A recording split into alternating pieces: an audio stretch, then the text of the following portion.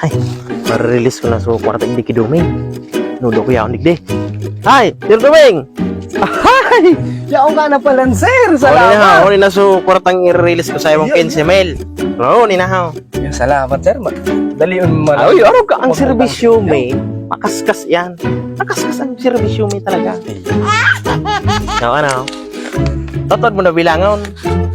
Bamo, tulong Ayan, dapat kong kubraw na anduman sa...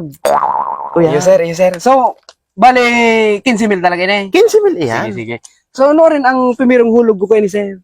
Susunod na sa imana. Suro 700. Ang simana? Oo. Kayang-kaya mo? Manipis, on. Madali yun, kayang-kaya. Muya mo ito, gives ko 2 pa. gigs. Pwede man. Sige.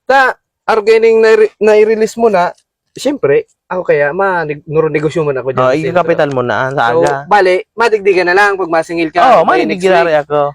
Ayaw. Sige. Tamang-tama. Badyaw lamang si Duming. Balita ko lamang yun. Nakalawag siya sa purpose. Punta daw, Duming! Basta duming ang hurun ta. 2 gigs mo sa nang Ay, 15 mil may problema. Duming! Oh, ano sabi ka?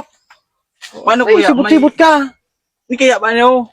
Maray na balita para sa imo. Oh, anong ba na balita na? Anong listahan mo ita? Gurumos na. Paano kaya nadas na mga kakasibutan ko sa bagaw? Kasi review sa imo. Oh, ano da? Ini kaya, ano ka, aprobado ka sa purpose? Sa purpose, nakalawag ka? Iyo! Oh, di ba